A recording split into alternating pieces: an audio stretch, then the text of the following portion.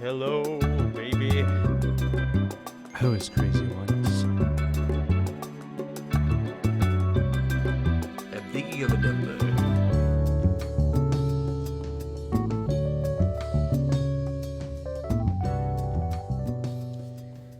Good morning, everyone, and welcome back to the best show on the planet. The morning show. The morning show, the most expensive show The most to produce expensive TV show ever made. ever. I'm your Ever. host, Steve Carell. I'm a rapist in this show, or something. Who's the Reese Witherspoon, the down home Southern country gal? Hold on. I had no idea that's what the morning show was about. Yeah, he plays Jesus. Matt Lauer. It's like literally they do the thing where it's like, yeah, he had a button that locked his door or something, which is a thing that Matt Lauer had in his office. They really did Yeah, he had a this? button The under his morning desk show. where if someone came in, it would close the door and lock it. Oh my god. Yeah, after How do you yeah, ask the your milk- boss, like your company, to like expense that or like install that, and they're not like, you're not going to use this for nefarious purposes? How are did you? H.H. Holmes? I mean, I guess H.H. Holmes like built his own house, right? He or did build something? his own house. That was the house that Holmes built. But his thing was he was more of just like an insurance fraud guy, and when someone caught on to him, he would murder them. And so, yeah, all those people that stayed at his hotel, he was just trying to steal their identities for insurance purposes, I think. Huh. Yeah. Wow. Okay, I did The not. more you know. I read the book about it, The Devil in the White City, which was supposed to be turned into a movie, but that never happened. I think that project got canceled. Yeah, I mean, any movie about bad people should be canceled. I know. Why don't we Actually. have just movies about good people? Yeah, they should say I'm the good guy, just so there's no question to people's allegiances. And I don't want to I'm- see anything mean in these movies because I don't know. That makes me feel sad. Just Did like you guys yeah, hear I about? mean- Did you guys hear about? Yeah, exactly. Did you guys know that Patrick had a button in his rock that would close That it would and just lock it whenever lock. SpongeBob came in? Oh my God, Yeah. SpongeBob! Oh, SpongeBob! No, I mean Patrick Star is the Matt Lauer Of well, I Bikini mean Bottom. that would be if Percy Percy Perch, is that his name? I don't know. That's not. That can't be. The only Percy I know is Percy Jackson and the gods of Greece or whatever the fuck that is called. Olympus. Olympus. I never read those. I saw the movie with Alexandra. Oh, I'm sorry. It's not Daddario. Percy. It's Perch Perkins. Perch Perkins. Yeah. Perch. Perch Perkins. Hello, everyone. Perch Perkins here. Anything for you, Perch. Oh, because he's that the guy. most I didn't famous- know that he had he's a the name. most famous. Yeah, I mean that's the best. That's the best. The Bikini Bottom anchor. Yeah. Bikini News. And did you 1. know that his sibling is named Lurch Lurkins? Which is funny because that's his twin brother. So why do they have different names? Is that true? That is true. Yeah. Oh I'll yeah, send you the I'm Wikipedia seeing it. It's article on for the- Yeah, it. Lurch. Or sorry, Lurkins the twin. Encyclopedia SpongeBobia. SpongeBobby. Yeah, I see that right Dramatica. now. Yeah, he's mentioned. What if in there was an Padathon. Encyclopedia Dramatica for SpongeBob where it's like it's like one of those like lolcow forms where they just they have all the embarrassing things that SpongeBob has ever done. Yeah. I mean, I guess that is what kind of the SpongeBob wiki probably is. I mean, Yeah, that's I what like that there's that's old- what those Twitter posts of SpongeBob are, right? So. Yeah. We got old Mrs. Perkins. What do you which think? is, I guess, their what grandma. has SpongeBob done that is the most like Chris Chan or something? I'm sure there's some stuffed animal like thing that he has. Yeah. You know what I mean. I'm sure he's got some kind of. I'm sure there's like some like obsession thing that SpongeBob goes through. I mean, he's obsessed with the show Mermaid Man and Barnacle Boy. That's kind of Oh, like his that's Sonic right. thing, you know. So I don't So know if he do made you his own think he has, like- character Do you for think he Sonic has like Chew. an OC that's like a mix of Mermaid Man and Barnacle Boy or something? That I mean, he but thinks here's is the- real? you know, SpongeBob might be better than Chris Chan because if you think about it, SpongeBob was able to live it because he did get called on to be like the International Justice Association of Friends or whatever during the episode where Barnacle Boy turned to the dark side, That's right. and then SpongeBob was able to actually live his superhero fantasies as the Quickster. Yeah. Want to see me run over to that tree and back? Want to see me do it again? Classic SpongeBob episode. It's only season 3. It's only Wow. season 3. There's So again. yeah, I don't want to talk to. This is gonna be the Sponge Cast from now on. hell Um, yeah, it is. Welcome We're back. I sponge feel like enthusiasts. I feel like the old head SpongeBob fans. They were all like anything post movie. I don't want to see. I hate that shit. But now these new sponge heads, they can't get it. They I feel like they can't get enough of it. You know, these new I mean, sponge heads. They don't remember what it was like. back during the pandemic, there would be accounts that would just straight up like stream SpongeBob 24/7, Yeah. and I would actually watch it. I'd be like, this is not too bad. Did any of you play the game that it was like a browser game where I guess it was kind of like SpongeBob Hit and Run, or maybe it was like a tie-in for the movie, but you just drove around in the Burger Mobile, and I don't remember if you actually did anything or if you could just drive around Bikini Bottom, but I played that a lot, and I remember playing that the day that I saw the movie, and I was like, oh my god, I'm playing the SpongeBob game, and later I'm gonna see SpongeBob on the big screen. It's never gonna get better than this, and I was right. I think I remember that It too. often never does. I wonder if that's still around. I bet that's gonna be on like the Lost Media wiki or something. Browser game burger car. Old SpongeBob web game with a burger car. Burger car. Yeah, I would Yeah. love that thing. Ketchup is- or okay. mustard? Not to like again. I feel like this podcast is just gonna be me like shitting on. Oh, that's the game. Yeah, it's gonna be just me making fun of the weird things that I see. You Zoomers don't do need on a the internet. license. But To I drive a thought it like I sandwich. went on the like the subreddit for Lost Media, and it's like if you go from like sort by top, there's a lot of like, oh, someone found this like lost silent film or something, or this something. But if you just look at the hot posts and the new posts, it's literally all like, does anyone remember this like Cheez-It commercial that featured the Fairly Odd Parents or something? And it's like okay, I don't think we need to preserve literally everything. Like I wouldn't consider that like a real crime that no one preserved the Cheetos commercial that features like Wanda turning Puff into a Cheeto or something Why would that even happen? Historical. because I hate mean- their kid or something. I don't know. Yeah, this is a. I know everyone has heard of this by now, but the lost media that I'm concerned with is that I saw a Disney like making of video, like some kind of like Oh, that's short, right, yeah. kind of like a Disney. I don't know if it was a Disneyland, like Disneyland thing in the 50s, or I guess he died in like 1958 or whatever. Yeah, he died right? in Or the something. mid '60s. Because remember, Mid-60s.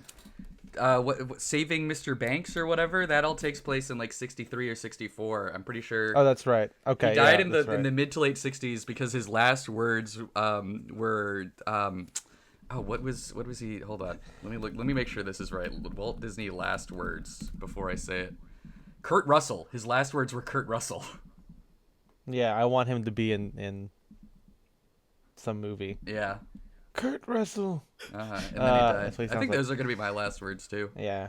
Disneyland is your land. He had like the perfect like Midwest like American accent, He Yeah. had like, but anyway, yeah. So the lost media that I'm mainly concerned with is like this old Disneyland thing where Walt Disney talks about like the making of some show, and he's showing how different it was back in the 30s to make a movie than it was in like the 50s or 60s. And it had a section where they would go back. He says like, I'm going to go back in time. And he goes back in time and everyone's clothes are different. And you could tell because, at the beginning of it, he is wearing like, his like 50s or 60s suit, slim tie, white shirt. And then he goes back and everyone's wearing like sports shirts, the people wearing Hollywood jackets. There's people wearing like, runaway collies over sweaters. And it's such a great example of, which would be great for our previous episode on menswear revivals, but it would be great to have that, and I literally can't find it. I posted it in tip of my tongue or whatever. No one ever responds to it. No one ever knows. People in our Discord have tried to find it. No one has shown this to me, and it sucks because I think there's way more Disney like making of content, documentary content on YouTube now, and I've gone through every single one. I've gone through like YouTube playlists of like old Disney or old Walt Disney stuff. Never found this thing. And it is in color. I know that for a fact. It's in color, and Wow. I thought it was the Alice in Wonderland video or like something like that, and it wasn't because that was in black and white. And yeah, can't find it. I went through all of the the Disney stuff, the documentary stuff on Disney Plus. Didn't find anything there either. So yeah, unfortunate. I want that as lost media to come Yeah. back. I'm still looking for that Cheetos commercial. Yeah, you gotta find it. Wanda.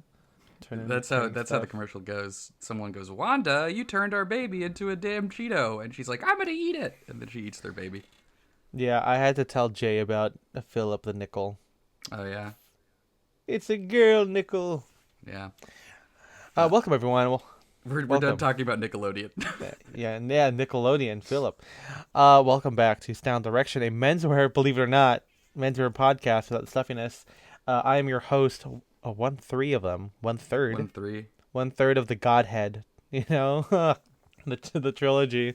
I'm Ethan M. Wong. I'm 2-3 of your hosts. I'm host number 2-3, Spencer Oddie. And I'm giving my full name out. Yeah. like always, and I'm your Yeah. third, 3 out of third host MJ. 3 out of third. 3 out of third. MJ. That's me. Welcome everyone. Welcome to the Enthusiasts podcast. The This Culture is Cast. the Culture Cast, as we call it. I'm reading a book and I'm like, we got to cover this thing. I'm not going to spoil it for you until the end of the episode. It's the Bible. Yeah, that's right. You guys Have you guys know heard about of that? Yeah, It's a I've heard huge book, by the way. It's a good Yeah. book. A lot of people Good say book. that, yeah. Yeah. Over 2 billion people served. That's right. Take that, Mickey Doling D's. out salvation. Yeah, no, today, being enthusiasts, I thought it would be really good to talk about feedback and critique. Because after all, this is an enthusiast podcast. This is about 3 guys, or you're hearing 3 guys who love menswear and love wearing it. And we also And just love being enthused about things. That's right. But it can't be unbridled enthusiasm, I think. No, it has to be a little bridled. That's right. We got to have feedback and critique, which is, I guess, it's kind of a big part of menswear culture, especially, after it being, well, first off, after it being a hobby, because before, as you said, people just wore clothes. I mean, That's some people right. people were into it. There were dandies, of course. And I mean, to be clear, of all people are eras. still wearing clothes today. Yeah, believe If it you or look not. at, I don't know if you guys, I look out, I'm looking at my window right now. I'm seeing actually nobody. But Me neither. I promise you, if I saw a single person out there, they'd probably be wearing clothes. I think this whole sure clothing hope thing is so. really starting to catch on. Yeah, Yeah, catch you're on. onto something. Yeah, tell that to Ash. That's right. Catch this. Yeah, yeah, catch this. Gotta That's catch what I them said. all, and you show all 10 of your fingers. Yeah, that's what Timothy Chalamet did in NYU. He said, "Catch this," referring Yeah. to his. Is it alleged chlamydia? I think- I'll say that just in case. I it's mean, alleged. yeah, I was not at NYU, whatever he was, but that's the rumor I've heard. Yeah, it's an alleged thing that they don't come after us on this. I don't think Timothy Chalamet listens to that podcast. Yeah. Podcast. But yeah, this whole thing about menswear, being chronically online and being online in general, being an avenue for self-expression gives an opportunity to have feedback and critique, because ultimately, at least for us, this is all about expressing something specific that we want to express. It doesn't have to be necessarily at this point anymore a period accurate look, but we'll get into that in a second. But when it comes, it's kind of like music, or it's kind of like art, or I guess like speech giving. Toastmasters, I guess. I mean, I think Toastmasters, yeah, you give speeches for fun and they like grade you on it because you want to get better at Public speaking. public I thought that they were all speaking, just about like bread and jam or butter or something like that. marmalade. I mean, Yeah. there's plenty of options for you. Preserves. They do both, actually. As you're listening to a speech, you're eating. If that's how toast. Toastmasters work, I'd be going Sign every single me week. the fuck up. Yeah, hell It's yeah. like, okay, I'm- today we're gonna try rye. Like next week we're trying pumpernickel. How many types of bread are there? How I think many there's probably like at least types 3. of bread? Is Toastmaster like a C grade, like supervillain? It is. That's a Silver Age Batman. The master villain. of toast. Toastmaster. I love this. I think it's just kind of funny. List of breads. I think just is a funny sentence to say. Yeah. Yeah, That there's would be, you know how it's like there's a barbershops, they lot. have like here are the haircuts you could get. I think it would be really funny if someone's kitchen had just one of like a poster that has just an infographic of different types of breads. What 1 through 50? I'm Just sure there like is. just a grid. Yeah, exactly. Yeah. Hamburger Um. bun. That's a bread, I suppose. What kind of Sandwich. shit That's not a bread? bread. That's a food that you make with bread. Well, sandwich bread is a subcategory of breads, But not a they're type of just bread. showing a picture of a sandwich. I feel like if you want to show sandwich bread, show some like Wonder Bread or something, you know? Yeah. But yeah, I thought we'd talk about feedback and That's critique right, yes. quick shout out to people in our Discord, Sound Direction, the Patreon Discord, as well as the Wee Johns Discord. They were able to answer, and I also got some Facebook people who have kind of helped put this together here. Um, but yeah, I think I came up with this, or I wanted to talk about this because there's been a lot of feedback art. I mean, on MFA, there was a section called, outfit feedback. And there's also kind of a similar one later as it became like, how to like help me style this or something like that. And, this idea that a community can help hone you with the expression of the intentions that you want is kind of a big thing. I mean, that's kind of like what the internet kind of did. It kind of created, community, a way to get information. And, you know it's one thing, to have a hobbyist community. One of the biggest parts about it is that it's not just, knowledge. It is about discourse and discussion. And we all have had, I'm sure we've all had to deal with an outfit feedback and maybe some unsolicited critique, and we can get into the differences between the two. I mean, that's kind of the biggest part there. It's if whether it's solicited or not. Mm. um but yeah, I thought we'd all talk about it on this episode because um, I mean, yeah, people also love giving feedback. Yeah, unsolicited.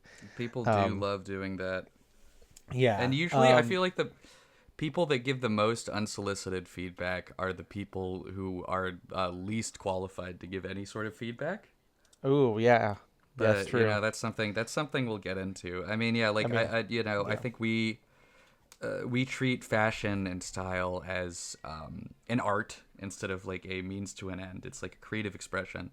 And like any form of creative expression, I feel like, yeah, critique is very important. Even it's like, whatever. It's like ultimately you do you, wear what you want, but I don't know. Like, we're going to get into it. It's important to Yeah, be able to yeah. I critique that. mean, we can expand on that at least as a starting off point here, because it's like, you know, even for a means to an end, even if it's something like, like if you want to compare this to like a trade or something, you still need to know if you're good at welding, or you need Yes. to know, if you're a med student or you're a resident, right? Like, or you're not a resident, you're a doctor intern at the hospital. You're working with a resident, and you're making diagnoses on stuff. You will have another doctor there to kind of sign off on your stuff until you become a resident or an attending or whatever it is. I'm basing all of this on my watching of Scrubs. This is how I know Ah, how doctors work. I don't know how it actually happens in real life. um but also, fun fact: Scrubs is the most medically accurate show of the medical shows, which is kind of. I mean, I guess it makes sense because like House is about like medical mystery stuff. They kind of make Sherlock Holmes as a doctor, and that's probably not real.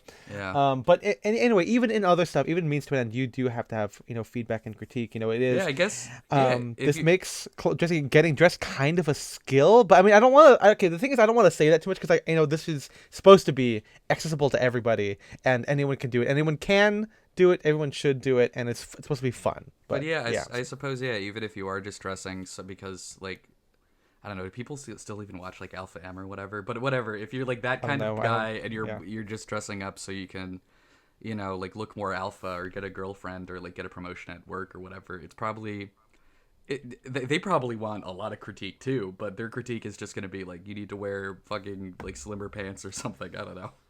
I mean, I would even say, we'll get into this more later on, but like, I feel like that's even harder because like that to be so externally focused means that you need to be up to date with everything. Like it's a constant in flux kind of a thing, which I guess maybe they, most people embrace because fashion changes and the idea of what's cool or what's, what's not changes. Listen to our episode on cool for that more of that discussion. Um, but but when it's personal, I feel like it can be kind of tough because then it's kind of the critique can be about your character, about your taste level. But let's get started here. So how formative was feedback and criticism when you guys got started into menswear? I mean, I don't know. I mean, MJ, Hmm. you're the newest person to this. How, what was it like for you? I know you weren't really on MFA as much, but did you? I don't remember. Yeah, did you like ask us for stuff or? Yeah. Well, it's like it was it's feedback from It's from gay.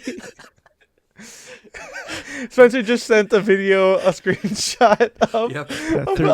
of a latest Alpha M video, and the thumbnail is him pulling his briefs down to where you probably right to Right where the before. sensors won't take it out with a little Razor. what do you call it, a razor, implying to shave some pubes. And the photo has superimposed text. It just says it's gay. That's right. And gay is pink Pink text. letters. Yep. What's the full title of that? Eight rules good looking guys break. Oh, okay. So it's implying that these good looking guys do things that might be gay Or coded. maybe he's saying that good-looking guys are just gay. And can confirm. Did you see? I don't know if I'm this the is someone straightest making man a there joke, is. but I saw, I'm ugly. Twitter is the worst website of all time now, and I'm Of course.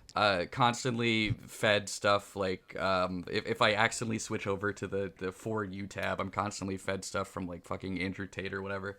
But he was just had like a thread that's like having sex with women is actually pretty gay, and then he was like, here's what's masculine, gay sex. Because that's like wrestling. It's like the bravest thing a man can do. Well, is sucking wait, a dick who said or that? something. Andrew Who said Tate. that? Oh, And I heard that's straight. I don't know if this. Yeah. I mean, I know that a lot of the shit. I'm not defending him in any way. I still think he's a shitty person, obviously. But I know a lot of the stuff Obviously. he says is just to get a reaction out of people, or just to get like fucking people to hate click. But I also saw a bunch of people saying that he apparently stiffed his like social media guy on like a payment, and now this is what he's tweeting out or something. So that's I pretty love funny. it. I love it. Yeah. That's literally a 30 Rock joke where Devin Banks, because he's like the evil. I mean, it's kind of bad looking back, right? Like having one of the few gay characters on TV and then having him be like an evil guy. Yeah. But it is, I will say, Devin Banks is one of the funniest characters He's ever. a very funny guy. And there's just one good part where he's all like, he says basically the same thing. He's like, yeah, you get to have sex with a woman, but you win sex against a man, and that's the straightest thing there is. and it's like straight up, like it's literally, I guess, kind of like what you're Yeah. saying. I That's love enough. Devin Banks. Let's get back to the topic at hand. Yeah, wait till a 30 Rock fan cast. Yeah. Oh, that's right. But MJ, how important was feedback for you? Tell me about it. Pretty important. But I think it was more of who it was coming from, rather. Ooh, yeah, we'll get to that rather- later too. But yeah, tell us. not to jump ahead, but one This jump. one. But yeah, because like obviously when it was coming from, like you and Spencer or like people in like the menswear chats, like the like it held more weight when like stuff was brought up versus just like random Reddit posts or stuff on the internet. Yeah. Especially in But how did you go about asking for it? How did you? I don't remember if you asked us, but also, and we'll get into this later. I feel like I'm the kind of person who talks about their taste all the time, and I'm sure okay, I say that by meaning, I just say, hey, that looks good. Like not to sometimes to you, but also like if I like share a video, I'm always like, this looks cool or something like that, and then you'll also know if I go, oh, this sucks. And Yeah. so like, and if you're active listening while you're around me, you'll be like, okay, Ethan doesn't like that, so maybe I don't do this thing.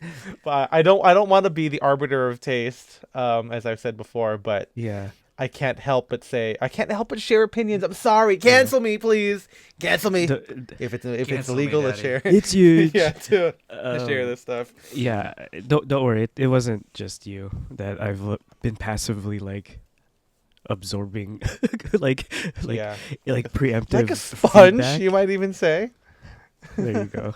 Uh, Yeah. yeah. I mean, it wasn't like I don't think I ever asked like the like is this good like question.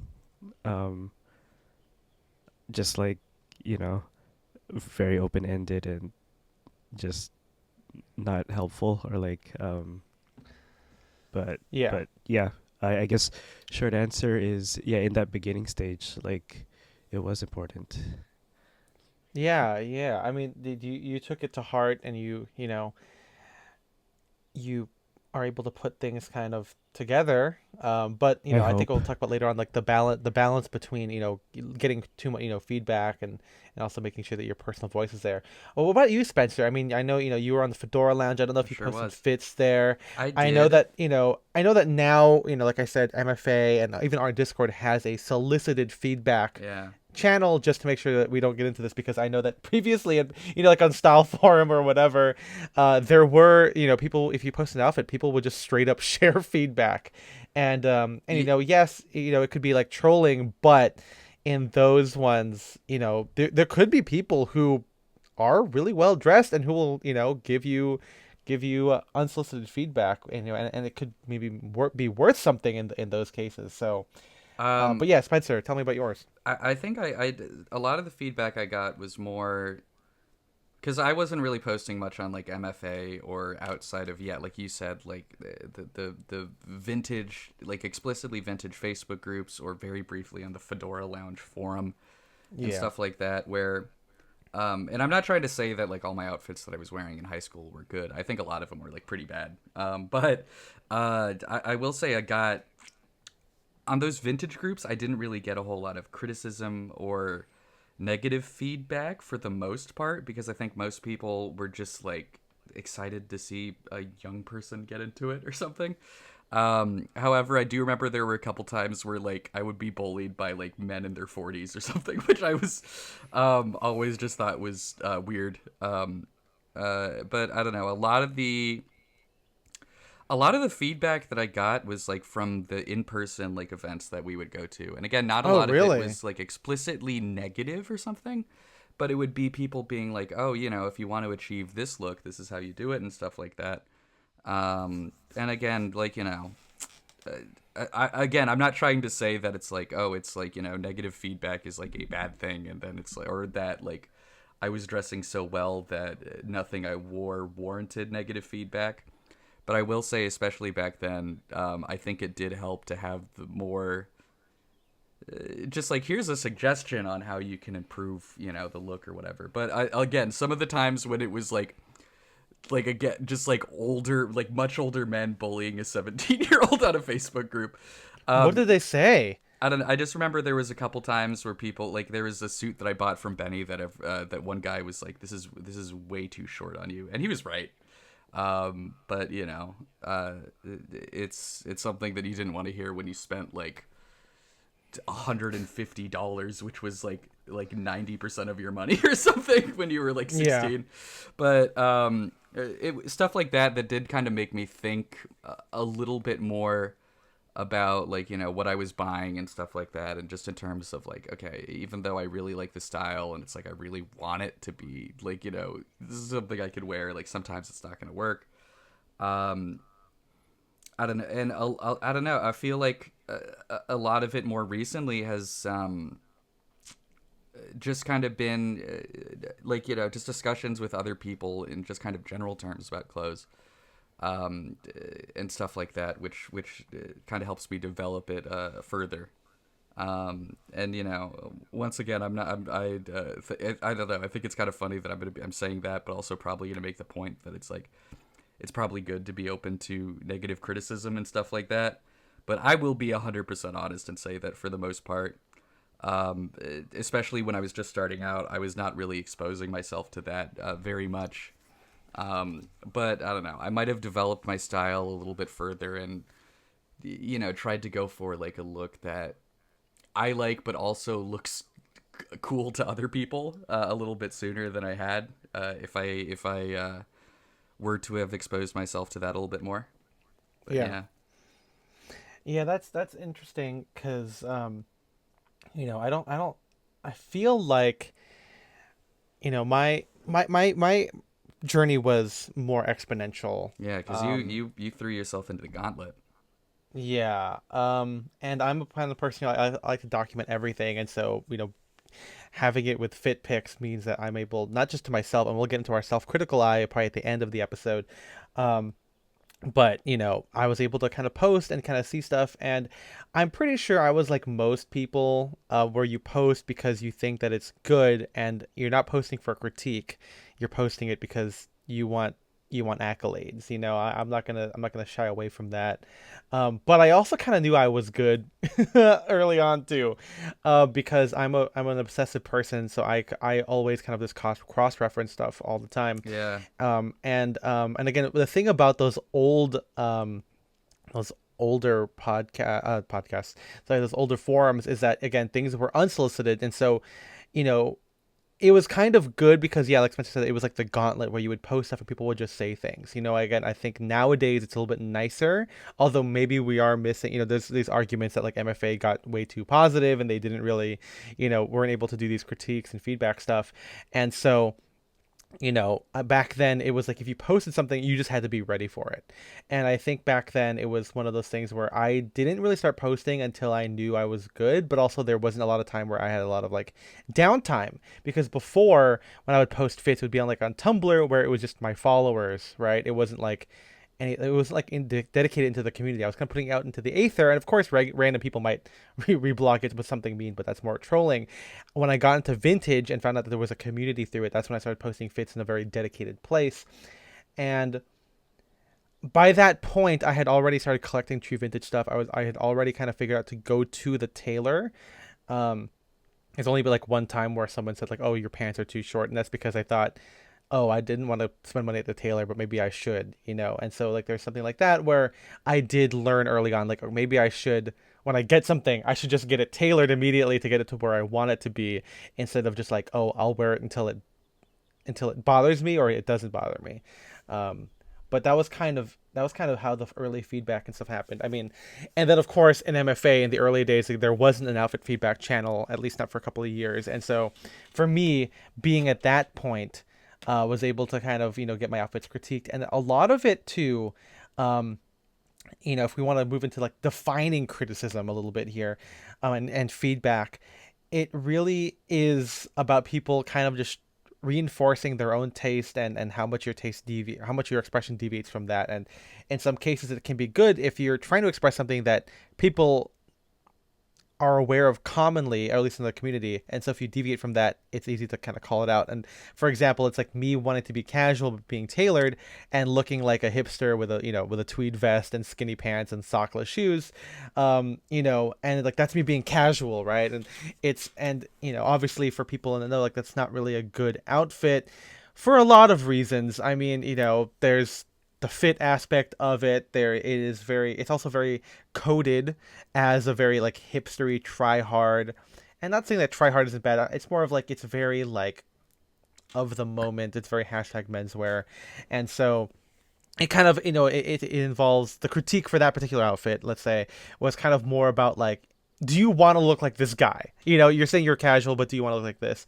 And I remember being like, yeah, like I think at the time I did, because I thought that hipsters were cool. And maybe we'll have a whole episode on hipster culture. I feel like that's kind of a fun thing to kind of go back to.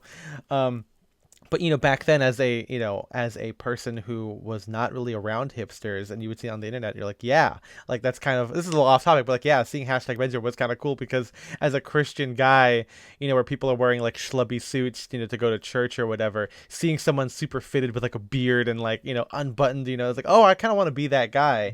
Yeah. But of course, you're able to hone the taste and, or hone the expression in afterward. But that, again, that was kind of one of the biggest. I guess it's not really critique. That's just people making fun of me, which I guess is kind of critique. Um, but yeah, I think it was kind of formative, and something that I have kind of kept in because as someone who people kind of look up to. I don't want to say influencer, but I know that people Uh-huh. ask me for stuff, but I've always been very conscious of how I give out critique because I don't want it to feel like I'm trolling people, and I don't give it unless I'm asked. But also I want to be very conscious of that because I guess looking back, Spencer, did we have like I'm sure we did like did you ever like DM like Mark and be like, hey, is this fit good? Is this a good thing I should I get? did, yeah. I didn't do it that Yeah. often because I got the feeling after a couple conversations that yeah, probably didn't like this like random 16-year-old being like, does this shirt fit right or something? But Yeah. yeah, I would reach out to like people occasionally, but like I said, a lot of it was like online. And the other thing that this is maybe something that we could get into a little bit later. I feel like I did do a lot of self criticism, where I Mm. would Yep. like look back at the photos that you took, or I would just kind of really examine myself in the mirror and try to look at it with a kind of like a more detached eye and not be like, oh, this is something I'm wearing, but it's like if I saw this on somebody else, like Oh exactly how it yeah. is, exactly Yeah, how yeah, it yeah. fits, what would I think and stuff like that. um and so yeah, again, it's like a lot of, I mean, I think this is a common thing. A lot of the stuff that we do was very self-taught. um and so I think that kind of applies to criticism too. But like I said, I don't know, I was always more comfortable getting feedback in person and just having conversations than I was reaching out to these people on Facebook. Yeah. Yeah, I don't know if I did specific feedback of like my outfits like, hey, is this outfit good? But I would definitely ask someone like, is this item good? You Yeah. know? I remember I would talk to Josh and Mark, and I'm sure they also got annoyed that some 16-year-old was talking to them. But I did find it very valuable. And of course, once you make like friends, I think it's easier to bounce Oh, ideas off of. absolutely. Yeah, I think yeah. that's after I met Spencer and hung out with him more, I think I would stop messaging Mark and Josh on the side, and we would just be like, hey Spence, what do you think about this thing or Uh-huh. whatever? And I think that we're able to kind of build each other up that way. It could be the blind leading the blind, but thankfully we did not. Our eyes were wide open, and we became one of the best dressed people on the planet. And you can take that to the bank. Not on Um, Sundays though. but yeah, but I think one big part about all of this, and kind of as much as kind of hinting at it here, is that it's kind of interesting to figure out when to take feedback, when to ignore it, and kind of how Yeah. to And MJ had a really good point about who it's coming from, and I think early on, it is kind of hard to figure that out because I think you're kind of just copying at the beginning, Right. right? You're kind of like and so a lot of it too is you know I mean, I guess no. To take that back, we are not just copying other people, but we're copying like everything. We're kind of copying. I mean, I guess you could say I'm still copying stuff because I just see I see an Esquire Men illustration. I'm like, I'm wearing that today. That's the outfit. Yeah. But yeah, it's kind of hard. If the whole point of this is a creative endeavor, and you want to create something new, create an outfit, um, it's probably because you just don't have that skill to begin with, and so like you kind of create things based on other stuff that exists, and in that way it can be kind of good, or it kind of be easy to have critique because you have the goalpost or you have like the example that you're referencing, or even if you're copying someone else's outfit, you're no, we don't hear cats. Okay. We don't. You can tell Andrew Lloyd Webber he's okay. That's right.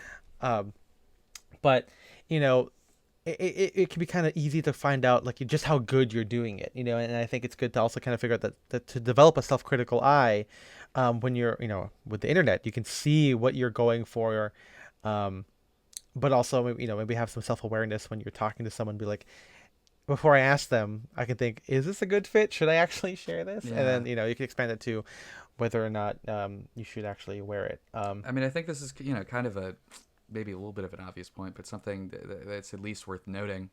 And it's not, maybe a little something that we kind of hinted at. I think it's really important how you deliver criticism, because yeah, Yes, absolutely. if you are friends with them, or there is someone that you trust, then I feel like you can be a little bit more honest. But even if someone is asking for, like they are asking for criticism, I feel like if you go about it a certain way that comes off as like mean or assholeish or whatever, they are just gonna like disregard that, even if you're Yeah. giving them good advice. Like that's again something that they might just be like, well, this guy's an asshole. Why would I want to listen to him? Yeah, I mean, no, this is like no offense to our friend Derek Guy, but sometimes I know that Derek doesn't do this to like regular people. He does it to like alt right guys on the internet, which is totally fine. But I do think sometimes I'm like, someone else could see that and be like, I don't want to. Like I talked this with someone where it's like someone who was like not into into the menswear enthusiast world, but he was like, yeah, I don't like.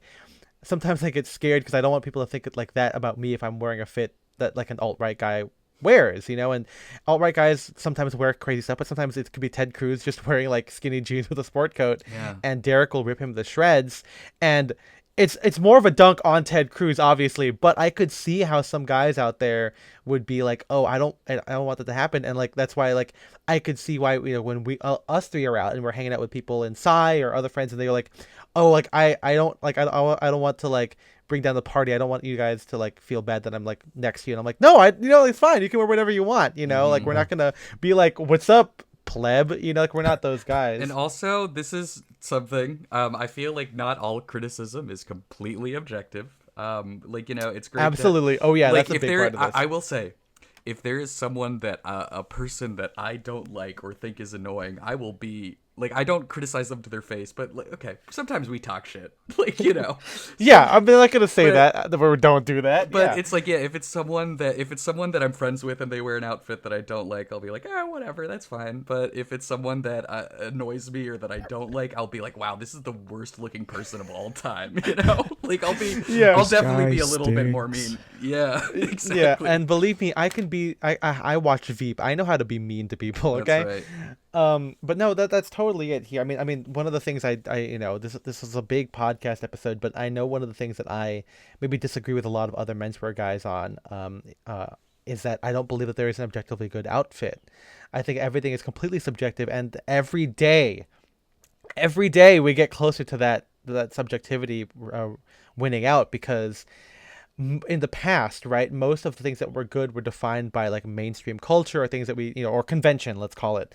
And so today where things can be popular without being in the mainstream, and you could even argue today that the mainstream doesn't exist. We're in a splintered or in a fractured version of culture where everything can be existing at the same time and people can be in their own little bubbles. But that just makes it so like if you're making something that someone might disagree with or think is bad, there is a high chance that there is a community subculture out there or just a group of people who think that is good, you know like you could say like a lot of stuff in back in MFA that I would get critiques were not about how technically good my outfit was, but how jarring it was to see someone of my age in doing whatever activity I was doing.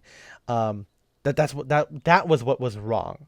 And it's kind of hard to be like, well, and to be like, well, what do I change here? There's nothing to change because I'm wearing a fit that people like, but it's just the context is wrong, and so and then that can be kind of a good feedback thing if you're dressing a one way and you're intending to be a part of a different group. But here I was very conscious of it, but it's kind of hard to argue with that because it kind of loses its how important or feasible it is to implement this critique. And so today it can be kind of seen as like, oh well, what's even the goalposts, because if a guy is wearing like a baggy suit with like with a untucked shirt or whatever, and like you know sneakers, you can be like, well, that fit sucks, but I'm sure a guy out there is doing the Y2K, the early Y2K look of like the schlubby guy in the suit, and it doesn't even have to be ironic. Maybe like that's just how people dress in that subculture. I'm sure there's some designer thing, and there's plenty of designers that can do riffs on that look, and I think it looks really cool. And so it's kind of like, how do you know what to do, how to parcel that out in a world where objectivity, unless you're explicitly asking for this particular feedback, where does it apply? And something that JTR and something that I kind of agree with and has said is like, a lot of it is having these specific reference images, these specific rubrics to look at. Quarton also says here that you should have precise questions, precise answers. It should be overall. I think it's based, the theme of it is kind of to find the people that MJ was saying, to find the people, the community of where the opinion kind of matters and it's kind of closer to what you are a part of, or the style that you're tending to dress in, and then go from there, Yeah. as opposed to like a general. I mean, that's kind of like what one of the downsides of MFA kind of was, that it was very big. Yeah. But I mean, I still think that the feedback area was really good, because you would have the power users who were more invested and were more socially aware of what someone might be going for in a general context. It can help, but again, that doesn't really exist anymore. So specialized areas is kind of where it is. I mean, Mm-hmm. Cell Forum is all about suiting and everything there. Um, but yeah, I mean, it's like inspiration picks are not just used to give yourself inspiration, but it's also used to kind of give yourself like a rubric against what you are, you know, looking for. And I think that's, for me and Spencer at least, that's kind of how, that's what we refer to as being self-taught, and it's kind of like, as you get into music, for example, when you listen to how the piece is supposed to be played, it can tell you, like, well, now if I'm playing this piece, I'm getting it like wrong, or whatever. And at that early stages, it can be kind of like, yeah, you are messing up on a specific note. You are, the fingering is wrong because it's not allowing you to do this phrase the way it's written, right? Like, oh, and I recently read a book kind of about this called The Inner Game of Music, which is kind of more about a self-help book that's more about, having musicians gain a better intuition, and it's kind of be in tune with stuff, and kind of not to be as self-critical, or to kind of get ahead of the self one, as they call it. But in that example there, right, one of the things is to listen to people playing the piece that you're playing, to kind of figure out what it's like, to kind of get ahead of the technical stuff, just like with us, making sure that your pants fit, or whatever. Yeah. um but it's also good to know, like, when you go on later on, like, okay, well, this guy is intending to play this piece to be very sad, or whatever, or Mm-hmm. melancholic, whatever, and you can hear how he's doing it. So I mean, again, all the notes are correct. He's playing technically all the notes that are as written. He's playing all of them, but it's how he approaches it. And if you also want to play with that kind of longing, yearning feeling, maybe it's good to kind of analyze that, and reflect on how your performance is indicative of what he's doing. Or if you wanted to do something, I want to play this piece in a more forceful way, I'm going to play up the anger behind it. Then maybe you go, okay, this is the way this guy's playing it, the soft way, the yearning way, is not what I want. And so, with inspiration images, of the past and of today, we look at these things not just through an eye of like, oh, I want to dress like that, but also like, I mean, I want to be like that. I want to make sure I'm having the vibe of whatever I'm looking at. It's as JTR says, if the advice of something is good, it should make sense, not just how it applies to you, but how it was applied previously by your ideal. And so, in order to have an ideal, I mean, you got to have these images. Absolutely. I mean, I think this the same way with any sort of like art criticism. I feel like it is really, really important to be knowledgeable.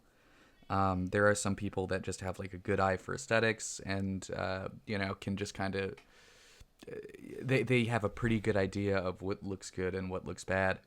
But if you aren't knowledgeable, even if you just have a good eye, you might miss what someone is trying to do. And it's like, Yes. I mean, that's again, I think we talked about this in a previous episode, but it is really, really, really important to be educated if you want to be good at this.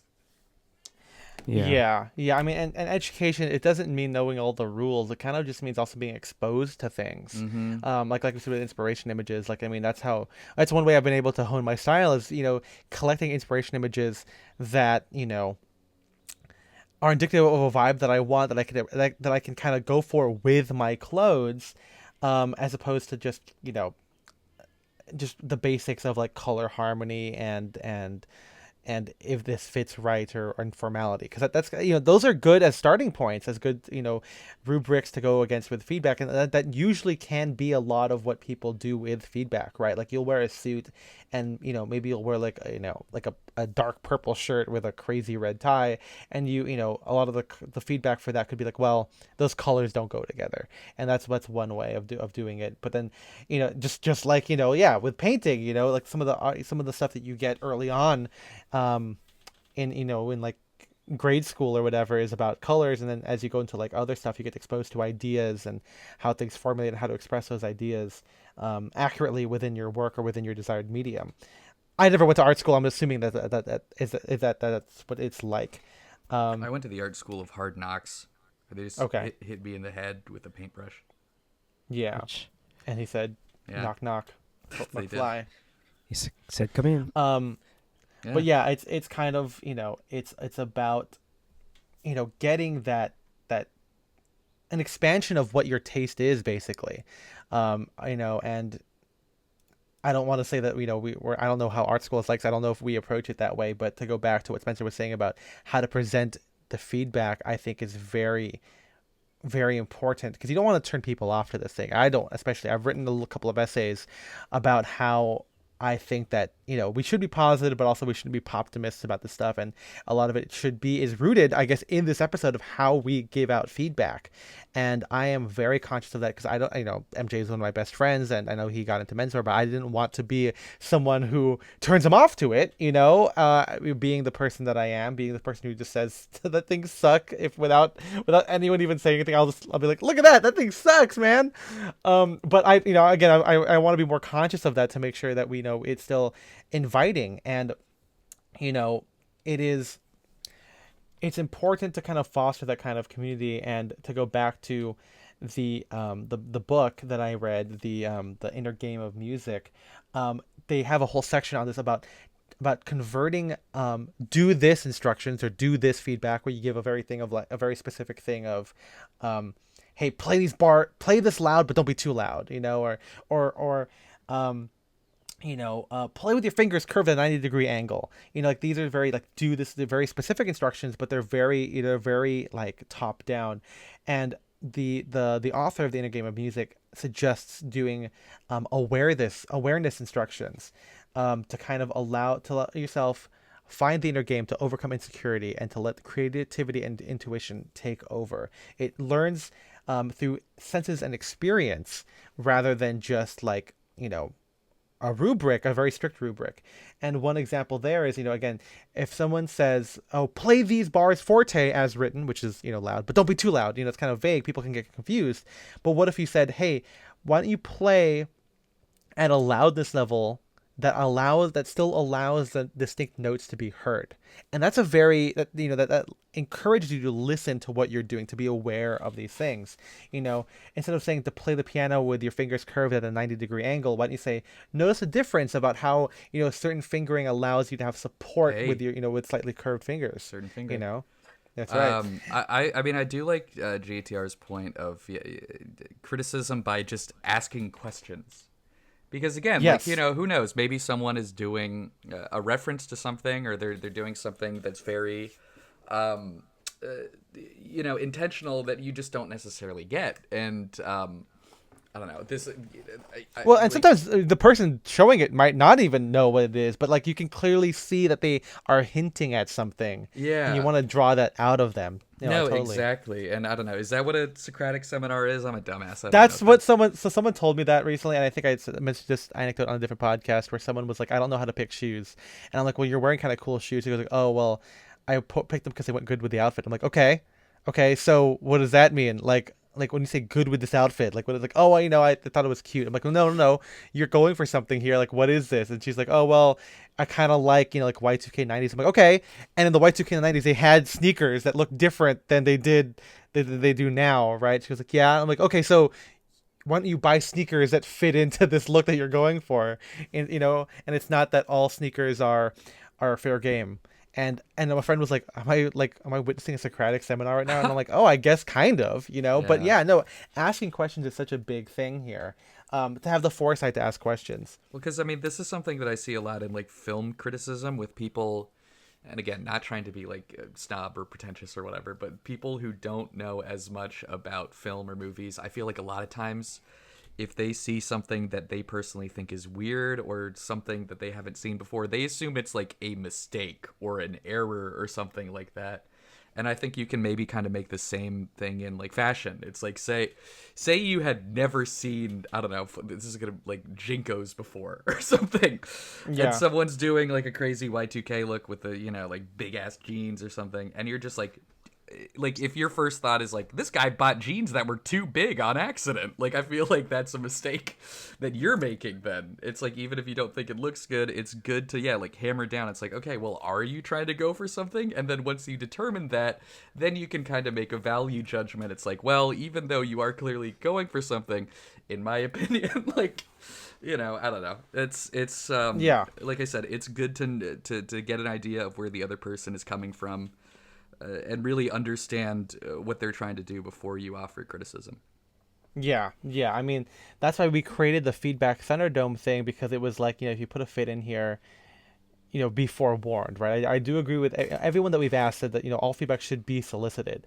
And I think, unlike with movies or art, and we people in the communities don't just post a fit of someone random going, "Hey, what do you guys think of this guy's outfit? I think it sucks." Like, Yeah. with movies, right? People were like, "Hey, this movie's bad," and then people have a discussion about it or whatever. People post on Twitter all the time. I think that that's maybe the difference between this kind of artistic or creative medium versus other forms of creative medium, where, like, you just you walk into a museum and be like, this painting sucks. You don't really go into, I do you say that shouldn't to go almost into a every room. painting when I go to a museum. Yeah. I'm like, that sucks. That blows. Yeah, we should do that with people. Like, walk around, like, fucking go to Pity Womo, or even go to, like, go to Alfargo's and just be like, "Hey, your fit, this fit." Don't even acknowledge the person. Just walk around and look at them and be like, "Hey, doesn't this outfit suck?" To your friend, Yeah. in front of Just that Talking person. about them point. like they're not Like, there, to or their that they're fa- like yeah, a exactly. mannequin or something. Yeah, like an art, like, yeah, like a little painting. But no, yeah, I think all feedback should be kind of solicited. I mean, again, like, a lot of this is, again, based on community and everything like that. But um, it should. That's the only way people will kind of learn. And you know, um, I think even then too, like, if you're aware of something that you want to improve, or, and I think people, one of my central tenets is that people do have a critical eye, and people should trust it.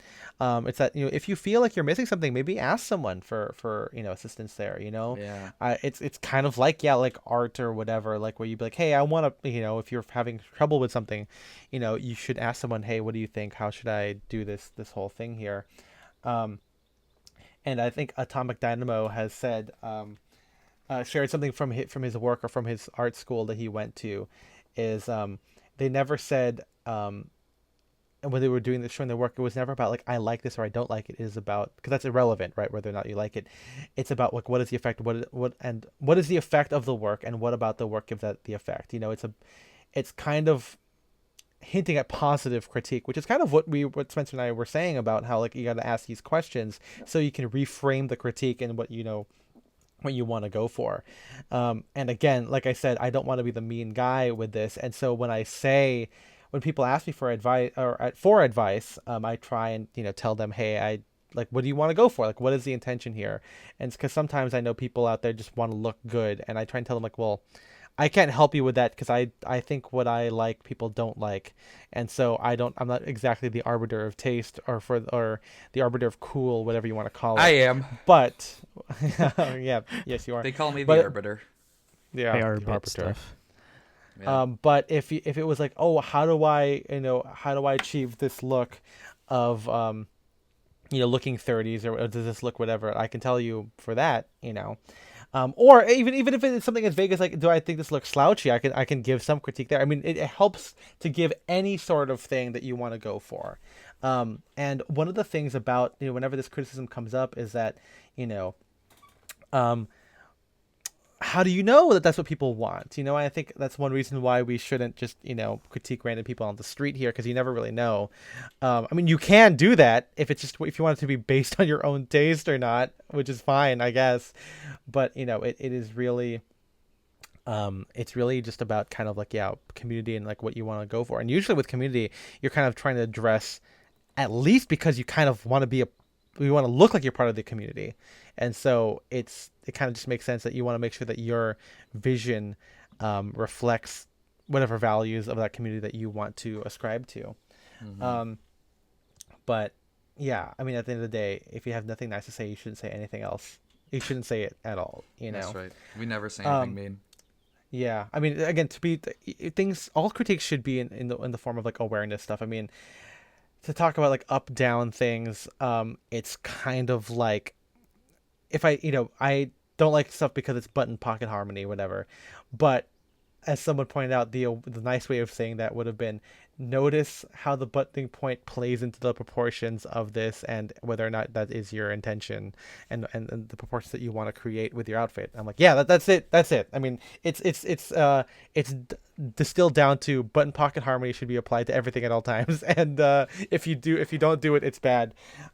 It's bad. But if you want to take it in terms of proportions, it is definitely a part of that, because I know I keep going back to it, but again, one of the biggest parts of this episode was because I really want to make sure people are able to get feedback and critique without getting turned off to this, and so it's you know it really is about presenting the information in that way of being awareness. I mean, that's how people learn, and I think we know with the Socratic method is, or asking questions, it is about reframing and getting that experience out of someone, and then kind of judging um, their outfits against their intended eye. To kind of help them basically develop that taste, because to kind of be articulate with their goals and intentions, and so you know, um, to be to kind of if it's gonna be in that way of being very top down, there's gonna be this very dependency between the teacher and student, and I would say that the more direct a critique is, the very top down it is, the very objective it tries to become, it makes the teacher and student kind of become like interlocked into this relationship where the student will always have to come back for the teacher for that advice, which is why guys like Alpha M still exist.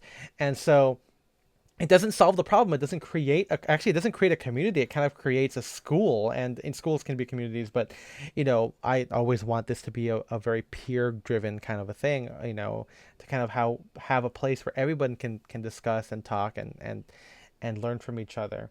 And I think it's less harsh if someone has a vision, and is able to articulate that. And I don't think that's elitist.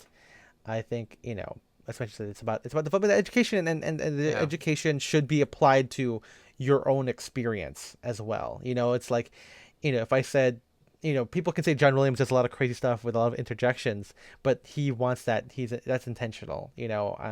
And as much as I hate Hans Zimmer, he's really good at the thing that he does. Yeah. And so like my critique of it, it doesn't really matter, at least at that point. I mean, it's all like, at the end of the day, it's also about like, yeah, it's about figuring out what critique applies to you. If someone says they don't like it, you should ask them why you don't like it, and you can then evaluate if it's important to you for not. But so how do you guys, I mean, figure out like which feedback is important for you guys? I guess it happens to us less now. I mean, people aren't really giving us advice, although according to a guy on the podcast, or on the DMs, his advice to us should be focus on your topics more. And his advice is to stop making the podcast. yeah, that's exactly it. Well, his advice is to make not this podcast, is to make somebody else's. So. Yeah. And that's what we're gonna do. We're gonna start just making throwing fits instead. So from now on. The thing is, I like throwing fits. I mean, I think they ask good questions. I Yeah, think me people too. just I'm not knocking them. I just think No, that- no, yeah. Yeah. I think that's the thing. I think a lot of people, when they critique throwing fits, is that they just think they just don't like the guests and they don't like the hosts. Yeah. And even though I don't like even though I don't listen to every episode because I'm not familiar with the guests, like I'm listening to the one with Brandon Mahler, and I think they're asking Brandon some really good questions. I think it's if you're able to listen, if you're able to have some nuance, you'll find the good topics that kind of arise from it. Also, Brandon, I don't really know him personally. I've only met him in passing once, but Brandon's such a cool guy. I think he has a lot of cool insight. I mean, this is off topic, but having someone with with experience, I think that's kind of cool. Like if Brandon had a thought about my outfit, I don't know if I would like apply it immediately, but I think I would take it kind of to heart, as Yeah. he is a guy who is, worked a lot in fashion from a different place that's not New York, and also being into hardcore, which, a music genre that also has a big style community. Or I mean, fashion is involved in music at all times, but like I'm sure his insights would be fantastic. This is different than, I wouldn't really care if a lawyer was like, "Hey, Ethan, you're not dressed professionally." Like, well, I'm not. First off, not trying to be professional, but Whoa. that again, that's a good case study for everyone here. Um, but I think, I mean, at the end of the day, what I'm kind of hinting at, and something that we're all hinting at here, is like having some like self awareness. I think is kind of the big theme of feedback and critique, and it's one big part of it at the early stages to have feedback to build up that self awareness. I think it's clear that no one should be a sponge. Except Sorry, for MJ. SpongeBob. Dang it. Yeah, but I mean, sorry. What I mean by that is Oh that man. people, you shouldn't want to just copy stuff. I mean, that immediately there, that's a big difference between the community of enthusiasts and just wanting to get an outfit, a fit check, I guess, to go to work. You know, and so if this whole thing is about intentionally dressing as something, it's all about knowing what your goals are, but also being tangible with your clothes. I mean, like, make an educated, before you start posting fits, I mean, try and be as educated as you want. Like, go to stores, try on things, experiment, see how things fit on you. That way, when you start posting, and you don't have to post, like, you can also wear the stuff without posting. Like, that's the secondary thing. But if you wanted to put the effort in there, you should practice, figure that stuff out. Finding out what things, and as Spencer was saying about education a lot, knowing what things are coded, knowing the history of menswear, knowing where these formality rules come from, knowing where these color coordinations come from, where these pairings come from, to know that, like, it's not just random that some people look good because of like a shirt and tie and suit that just are fair game, but that, oh, this guy looks good because he's, because it's Ivy, and knowing with Ivy wearing an OCBD with a rep stripe tie is a big part of that for these specific reasons and these histories. And so if you want to look like that because you think that look is good, well then, wearing a darted suit with a, spread collar shirt and, like, a polka dot tie will still look good, but it might not be for the Ivy look that you're going for. And so knowing the history of these things, so subcultures, Ivy's a subculture, you know, being aware of your body. And I think being self-aware and self-critical is a good way to kind of get ahead of the feedback and criticism that you might get, because people are gonna tell you things that maybe you're not Yeah. prepared to hear. And again, that's on them. And but like, it's also about, like, having that stomach. Again, all this kind of applies to a chronically online menswear community. And but like, that's, the internet's not going away, and so again, being self-aware of like what these things are going on before you start posting is probably very helpful, and something that I think Spencer and I kind of internalized, being anxious people who are chronically online. That's We right. kind of had the foresight to kind of like, before I post this, maybe is this good or not? But of course, we all can't be Ethan. Where even if you say that, I'm like, you know what? I'm actually awesome, and I'm gonna post this anyway, which is the most Ethan thing you can probably do. Till you look at it 10 But I years know, later. yeah. I mean, hey, the ones at 5 years ago are good. 10 years ago, it's not. I mean, I think all my vintage fits are good. Let me just say that, and that's because, like I said before, the vision wasn't there. Um, but yeah, I mean, Yeah. self awareness. I Spencer, go mean, ahead. ooh, Go ahead. okay. Did he say me or MJ? I'll just go. Anyway. I said you. Okay, never mind. I thought he said MJ go ahead, and I didn't want to interrupt. But anyway, no, I think yeah, as we said before, who the criticism is coming for makes a big difference. If it's someone that either dresses, like how I would like to dress, like, kind of going for the same thing, or someone who I just know, even if they don't necessarily dress like that, has a good understanding and whose style I respect, I'm definitely more inclined to listen to it more than, like, as I mentioned in the beginning, like a lot of people on, like, fucking Twitter or Reddit who just stumble into some fashion thing that they don't really know about and are just upset by it because you're not wearing like J Crew chinos and kill shots or something. Yeah. Um, but I don't know, that to me is the most important part. And I think if you are into fashion, you have to you have to be aware that there is the chance that you're going to receive unsolicited advice, because something we've talked about in past episodes. This is different than if you're into creative writing or painting or any of this stuff, where if you want to, you could paint something or write a poem or whatever, and then like put it in a closet and like never let it see the light of day or something like that. It's like, obviously it's good to share your artwork with the world or whatever, but if other types of creative outlets, you can kind of hide. But if you're into fashion, chances are people are going to see that, because it is like literally about how you present yourself to the world.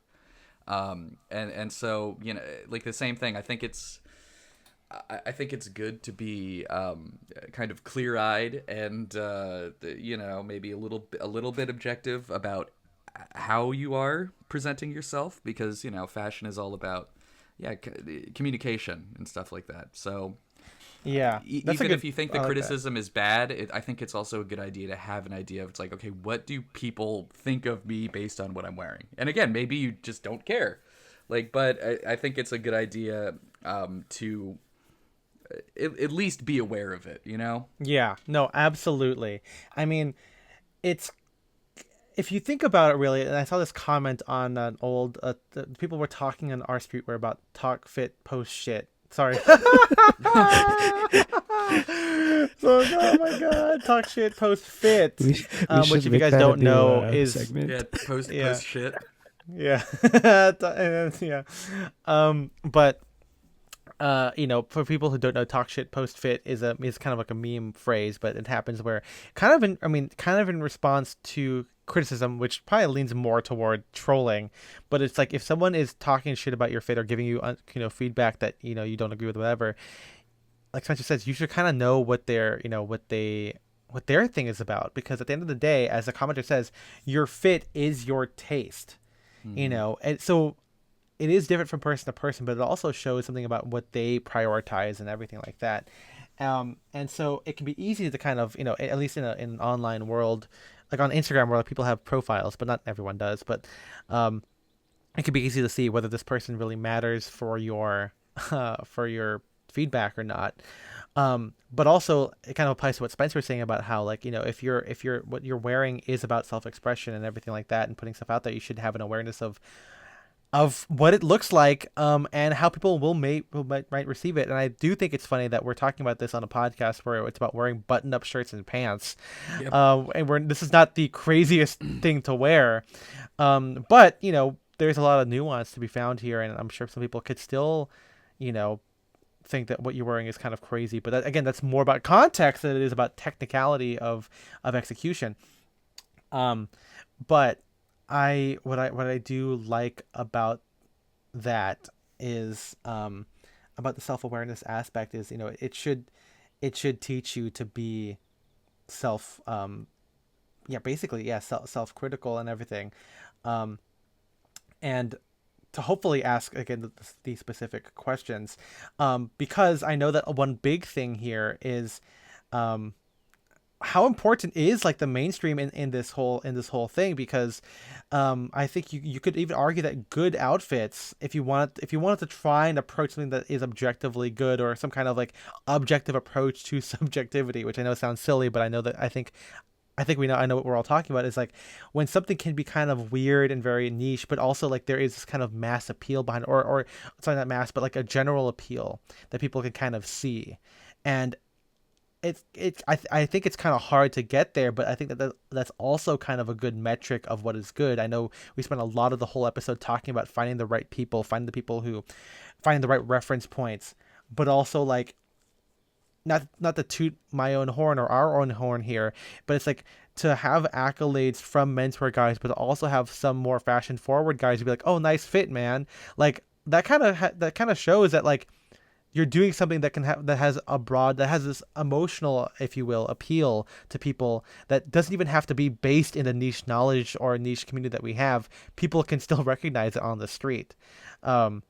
And I know that that's a very thin line to have, because you know, I'm sure there are people at the bars we go to that are like, these guys fucking look weird as hell. Oh yeah. But it's also cool with someone who is not in the community, or someone random being like, "Oh, you guys look great," and I go, "Thanks, man." Like to recognize that to what I'm doing and to actually like it is a good compliment to have.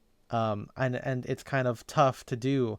And it's also kind of tough when the advice nowadays is, I guess, something that people have talked about is, the biggest advice is to be yourself, or to dress for yourself. And I know that Derek and a lot of people in our Discord know that that's a very trite form of feedback.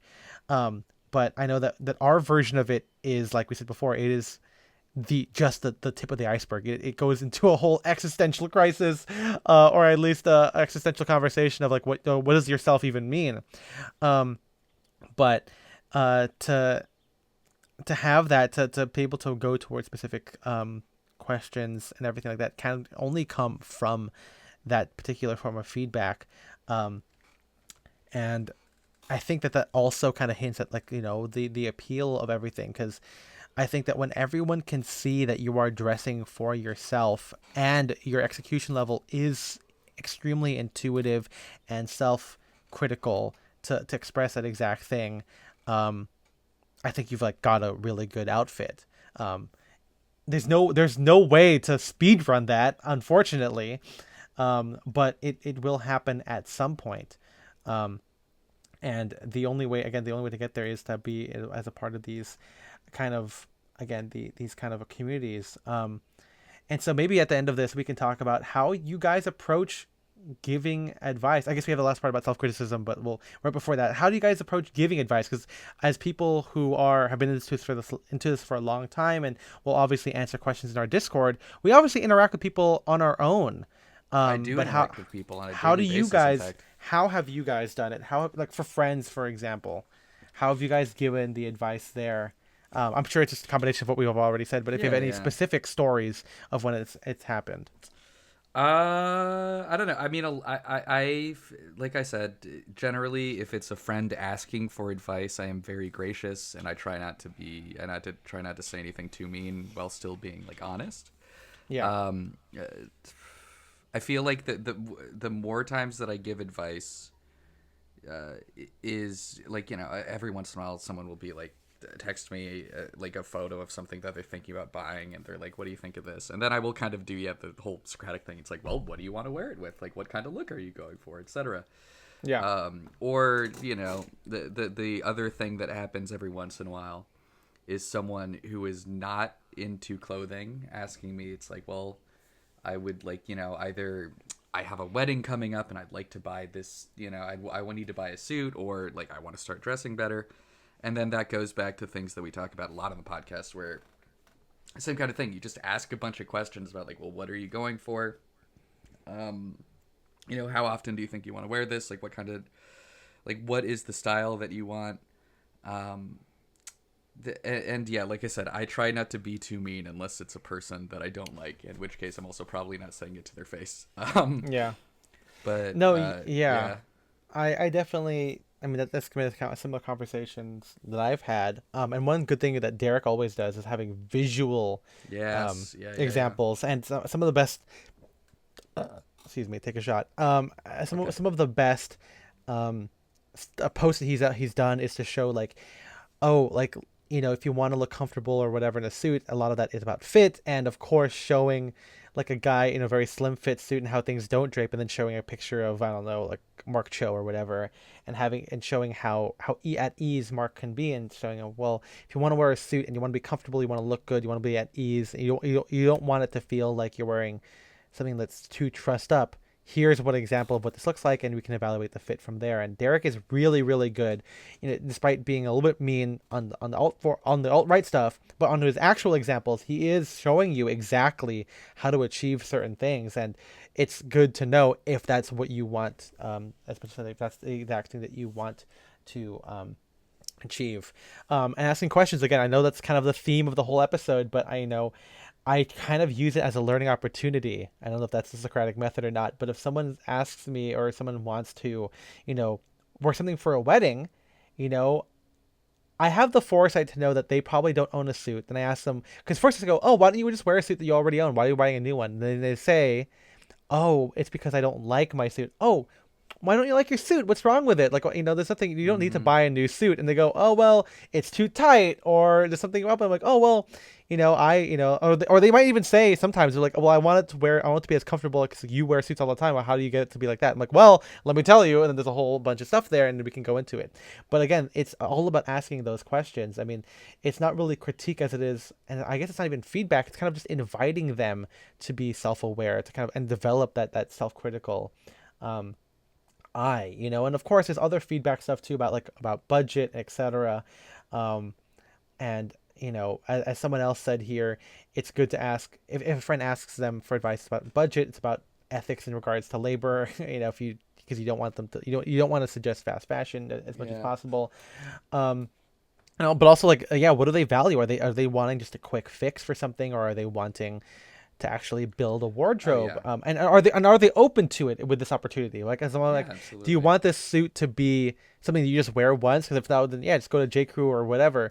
But do you want this to be something that you want to wear more? Are you interested in wearing a suit for fun? Like the rest of us, if you want, or wearing the jacket. Then if that's the case, then maybe you want a jacket that goes with chinos, or that also goes with jeans, and maybe, oh, you like cowboy boots? Oh, maybe you want a jacket that kind of invites that look, and you can't always wear an H&M slim fit or the Ludlow sport coat, but maybe a sack jacket will look better with that kind of a thing. And so again, it's all about kind of like reformatting that advice. And as they go on later, if they ask us about their outfits, the questions that they ask will be more honed in. um I feel like I've talked about this on the pod. I don't know if I told this story before, but yeah, like my advice, the level of effort that I give will also really depend on like yeah how much they're willing to put into it, because I'm sure you guys have had this experience before, but I Yeah. still laugh thinking about a time that someone asked me for advice on like how to get like good shoes for cheap. That was like kind of what they were oh looking yeah, for. It's we like talked I about just that got in the it's pods. Yeah. yeah, it's like I got a new job. I need to start wearing dress shoes. Where do you get them? And so I showed him like Grant Stone or all these like kind of like mid-range brands that like maybe not like pretty good and like pretty decent price points. And then I was like, oh, or you could go on eBay and search for like Allen Alan Edmonds Edmonds. secondhand and Yeah. stuff like that. And they were like, man, I was really hoping to spend like less than $20. And then I was like, go to DSW, man. I don't know. Like fuck what? Like what the fuck am I supposed to Yeah, yeah. No, that's a crazy do? that's Yeah. a crazy story. But it's I see. I think that's why it's all like, I always try and tell people, like, to give people examples. Kind of, I'm a very visual person, and so being able to show them what is good or not, at least, oh, sorry, to what I like, to kind of reframe that conversation, because it's like, oh, do you like these details on these shoes? Well, you can't get them for $20. Same thing Yeah. with like a sport coat. It's like, oh, Ethan, I like your jacket. It's like, oh, well, soft shoulders, three roll two, very wider fit. You don't have to go custom for it, but you can buy like Spear and McKay or whatever, which is maybe a step up above J Crew. Although I guess J Crew is kind of killing it, and Buck Mason has, like, they just started having jackets made with Fox Air. So I'm like, damn, even though it might not be harmonious, so they don't pass the Ethan thing or the awareness question of knowing how proportions and how things sit, etc. Um, but yeah, see, it's all about, kind of, to me, it's about showing people like that exact example. Um, and so it's if people ask me that, I want to encourage them to kind of reframe that, and to kind of you know to hone in on what it is. And I know that almost every time someone asks me, they are looking for that. They have some kind of camaraderie, because as Quarton said too here, feedback when people are getting dressed is confusing and community dependent. And there is a taste canon that becomes insular, and that can color the feedback if you want it or not. And of course, culture and geography plays into that role as well. Like, I'm sure if there was a localized British Facebook group, I'm sure the advice you would get from there would be very different than an Ivy one. If because British people are a bit more conservative, or they want to wear more black Oxford shoes versus penny loafers, etc. All of these play a role into what these communities will say is good or not for a fit. But my whole thing is, as I said this earlier, is that it's not really about like a style forum about Whoa. general stuff, but it's about like these communities are about that particular look. JTR has said something similarly about how talking about personal style, all these people on TikTok, whatever, they keep saying that, but they all kind of dress the same.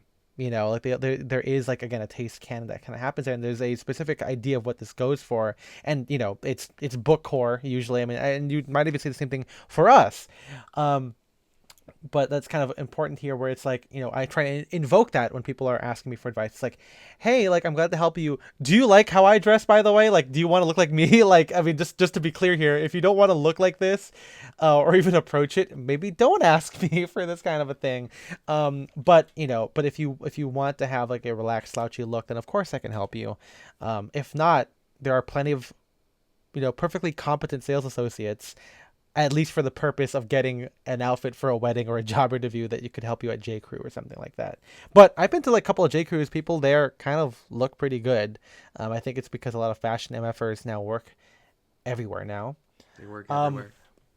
but let's finish off this with our current approach to self critique and where we still get advice from and how we apply it and how we do it. MJ, how do you keep yourself in check? How do you decide to give your eye, to develop your eye for yourself? I mean, I feel like I'm just saying stuff that we've already like talked about or hinted at Yeah. before.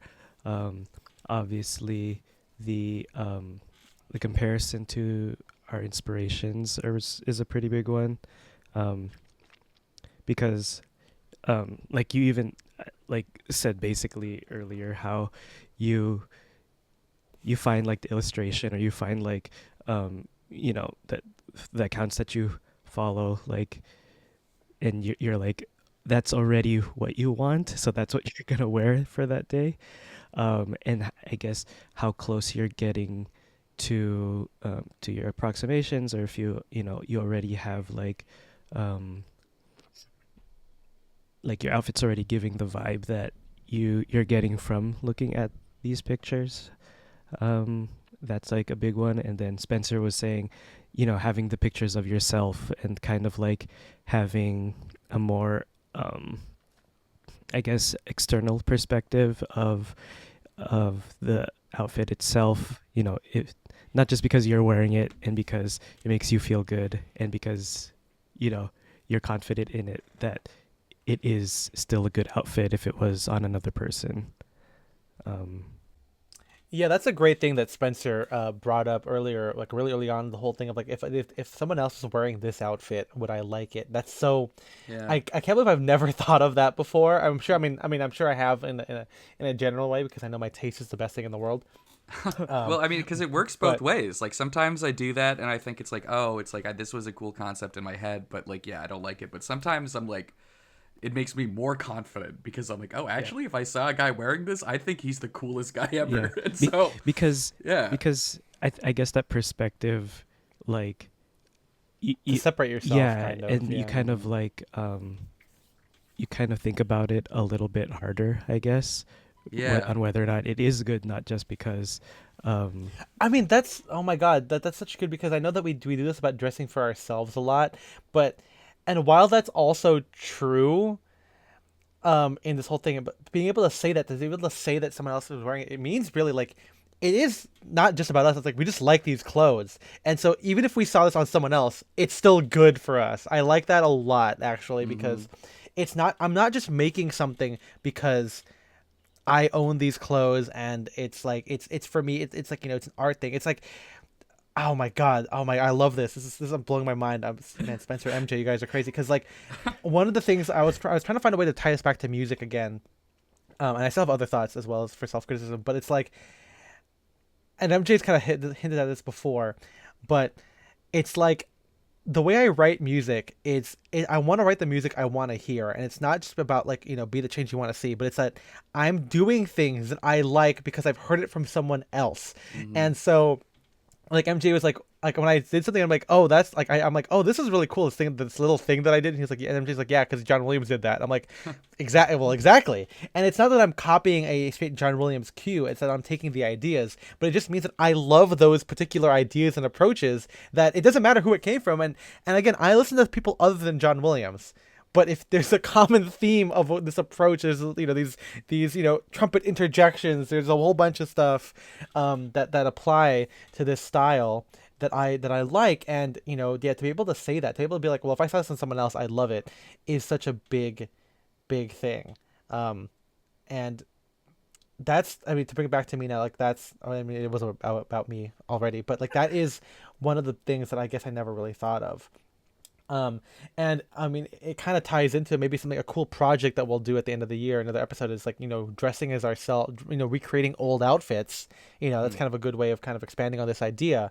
But to look back and be like, wow, like to look at yourself as inspiration, as proof that the fit is good. It's not just because I liked it on me, it's because I like it in general. And one big part of that, and as I said at the top of the episode, is that because this is a very online menswear community thing, um, to post pictures of yourself, like any online community. Like menswear is a hobby, right? You show photos, it's like, your gunpla. You created it and you take a photo of it. You collect Star Wars action figures and you make a diorama. You do some fun shots with it. Same thing with fit pics. You like what you've created, these combination of garments, and then you post a photo of it. And it's not just about sharing it, but it's also like to look back at it and to see, and then to compare, even in that moment, to be like, oh, I made this, Cary Grant fit. You take your fit pick and then you look at it next to the Cary Grant outfit. Are you achieving what you want to achieve there? And it could even be different. Like even if you had a picture of a slouchy guy and you have a picture, wearing casual clothes, and you have a picture in a suit, but you want to be slouchy in the suit, is the suit achieving at least a modicum of that slouch that you wanted from that inspiration photo?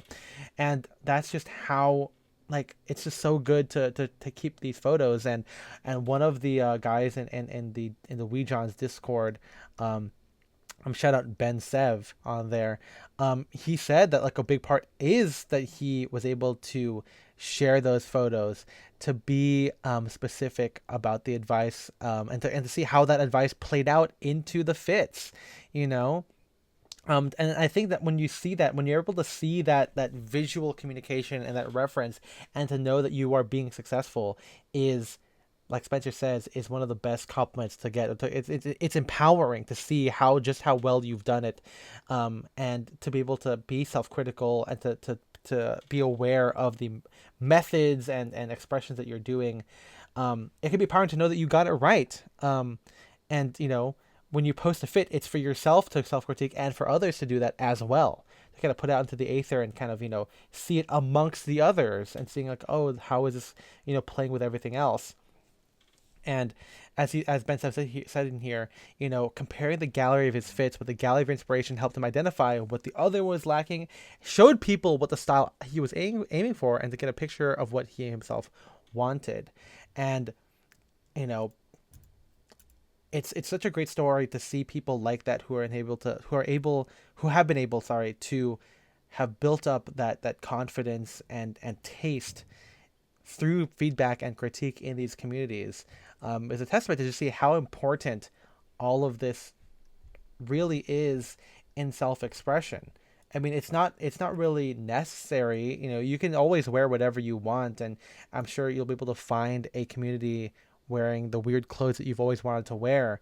But even then, you would still have some kind of critique and some kind of feedback there, to kind of make it so it's not impossible, that these ideas are able to be done, to be realistic, and at the end of it, to have fun. Because as we know with other forms of art or creativity, to be able to make something, you should also be aware of how good it is. I wanted people to listen to my music and to tell me if it was good or not. And I did that with the John Williams forums. I can't find the threads because I think that they cleaned up some of the stuff, and maybe I just lost my account information. But like, to have people tell you like, hey, like, the thing you did here is something that maybe John Williams wouldn't do, or that a composer wouldn't do, or that's kind of weird to change tempos here or whatever, and to know that for the future, and to kind of keep going back. But again, something that we want to emphasize is to kind of build that self-critical eye. Like, I listen to my own music a lot. I compare it to John Williams a lot. I show it to my friends a lot to be like, hey, this is what I was trying to go for. Here was the inspiration, and that helps me just get better and better every single time. Um, and it's the same thing with clothing, and the whole idea is to make sure that you're having fun with this, to make sure you're around the right people, and the hope is that we've, with Style Direction, We Johns, and with Derek, the hope is that people are encouraged to kind of go through this and to know that critique isn't always bad, and you'll be able to figure out at this point which one is people being trolling or not. And if anyone ever has any questions, feel free to DM me. I know that it takes me a while, and I know that I don't check very often, but I do. I'll answer it when I can. Just be specific and and be ready for an open discussion. For that.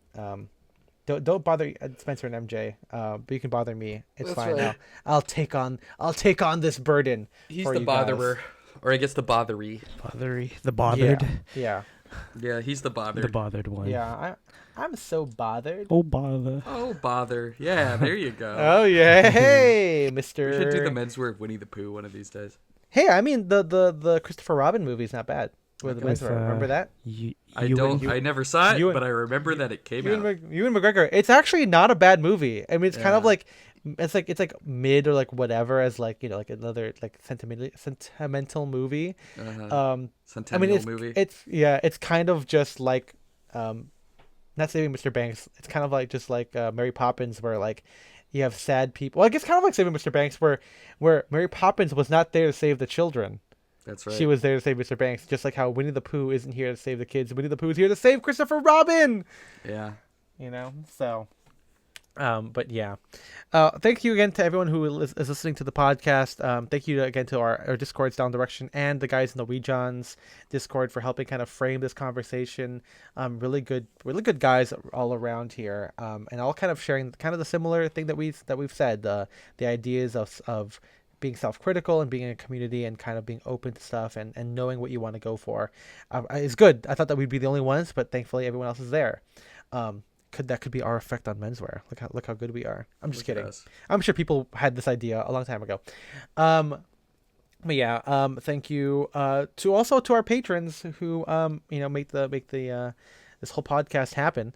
If you want to go to patreon.com/styleanddirection, you get to be a part of those people, and in exchange you get access to our Discord where we do stuff like this. We ask you guys to help us form the discussions, the thought starters for these episodes. But also, you get access to our backlog of movies, of stuff that we talk about on our bonus episodes, where we talk about style and of the movies and everything like that. But $10 a month gives you all of that, nothing extra other than MJ saying your name.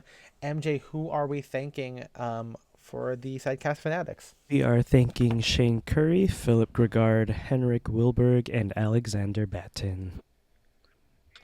We appreciate you guys so much. Every single time. Keep an eye out for next couple episodes. We have some other good stuff going on, Indiana Jones, and maybe based on this episode, learning how we put our critique into play, looking at some old outfits and maybe seeing if we could recreate some of that stuff. So keep an eye out for that one. Thank you for listening to the Enthusiasts podcast and the Spongecast. The Enthusiast, Sponge and the Direction. Bobcast. Yeah. Sponge and Direction, baby. We'll see you Nickelodeon guys. Recap podcast. That's right. We'll see you guys next time. Bye-bye. Bye.